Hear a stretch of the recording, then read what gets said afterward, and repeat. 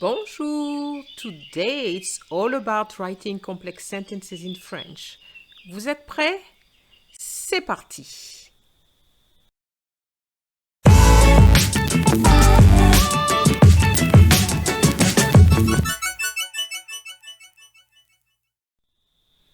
In part 1, I showed you how to make a simple sentence, and in this video, which is part 2, you will see how to make complex sentences. And these are the ones examiners look for to give you the top grades. So if you are taking an exam, this video is definitely for you. So first, what is a complex sentence? Well, for me, a complex sentence is one simple sentence that can stand on its own with others which cannot stand on their own. It will have more than one conjugated verb and possibly various tenses. And it will be a much longer sentence as well. So, why use complex sentences? If I can write simple sentences and make no mistakes, so why use complex sentences? Well, in a complex sentence, you can present different ideas. Or you can make your writing more interesting by using a variety of structures. And also, by using complex sentences, you create a more accurate picture to the reader.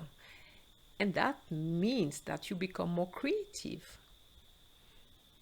And also, you make the sentences flow better. And it's a very good way of showing that you have mastered the art of writing in French. Can we identify a complex sentence? Yes, we can. And how? By counting the number of conjugated verbs in the sentence and also checking that there are several tenses, because one verb will have one tense. But if you have more than one verb, you're more likely to have other tenses. If you see que in your sentence, it's more likely that it is a complex sentence. And you need to spot relative pronouns, which are que or qui in French, conjunctions, because, may, but, or others. And when you see that, you know that your sentence is complex. Let's look at some examples of a complex sentence. So for example, here I put j'espère qu'il fera beau demain. I hope that the weather will be nice tomorrow.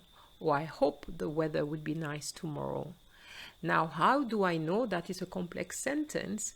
It's because I have two verbs and also two tenses. As you can see, j'espère, I hope, is the present tense. Il fera, fera is the future of faire. So I have two verbs, two tenses, and I also have my little que, which I called my little bridge. So this is the link between the two clauses. And the good thing about complex sentences is that we can say much more. First of all, I said j'espère qu'il fera beau demain, but I didn't say why.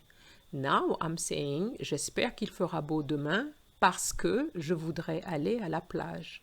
I hope the weather will be nice tomorrow because I would like to go to the beach. And here we have three tenses. J'espère, which is the present tense of espérer, fera, which is the future of faire, and voudrait, which is the conditional of vouloir. Let's look at another example. J'écoutais ma mère pendant qu'elle cuisinait. I was listening to my mother while she was cooking. With simple sentences, I could have said j'écoutais ma mère, full stop. Elle cuisinait, full stop. But you can see that making a complex sentence by using while makes it flow much better, and you have two ideas which you link together. And that gives you j'écoutais ma mère pendant qu'elle cuisinait. So here we have two verbs, écouter and cuisiner, in the imperfect tense. And we have the link pendant que, which is while. And I'm sure you're going to agree that this sentence is much better than having two simple sentences. The same here, we would have two simple sentences.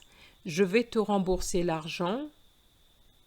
Tu m'as prêté de l'argent. So that will be the two sentences, but what I'm going to do is just to link them, and that gives you je vais te rembourser l'argent que tu m'as prêté. I'm going to reimburse the money you lent me.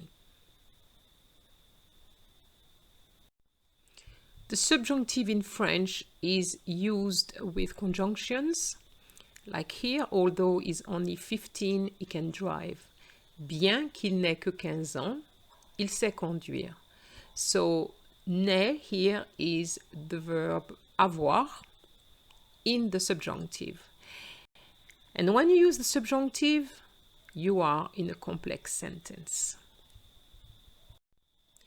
If you watched part 1 of the video on simple sentences, you would have seen the letter I wrote. So what I'm going to do here is just to use the same letter, which only had simple sentences, and show you how we can link sentences together to make them more complex. And these are just examples. So the letter started with Cher Paul, comment vas-tu? Moi je vais bien. Je t'écris pour t'inviter à mon anniversaire. La fête aura lieu le 10 juillet à partir de 19h. As you can see here, pure simple sentences. So let's change that a little bit. Cher Paul, j'espère que tu vas bien.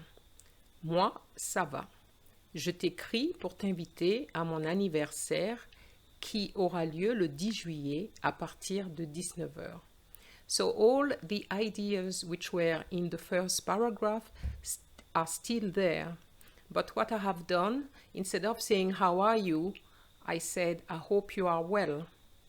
Because that's basically what we want to know, that the person is well.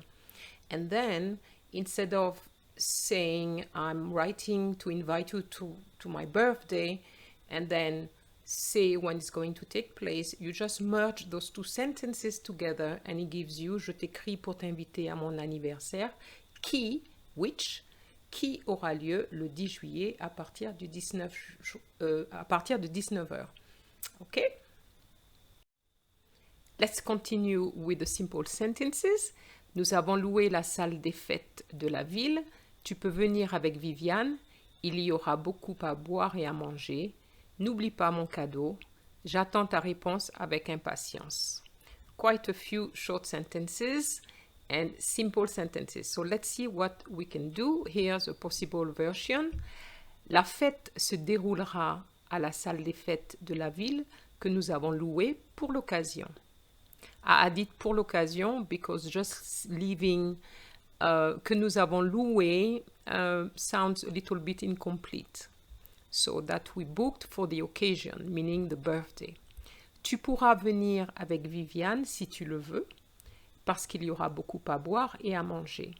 So instead of just saying you can come with Viviane, there will be a lot to do, a lot to drink and eat, why not merge all this and put a reason? Okay, so you can come, you will be able to come with Viviane if you wish, because there will be a lot to drink and to eat.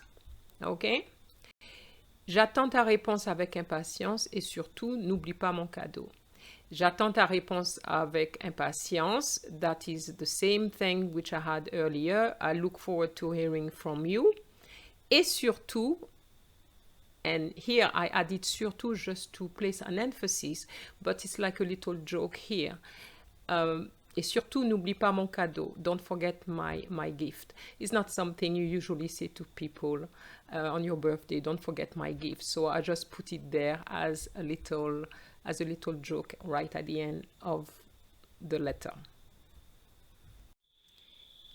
I hope it's clearer now, and I see you in the next video. Au revoir!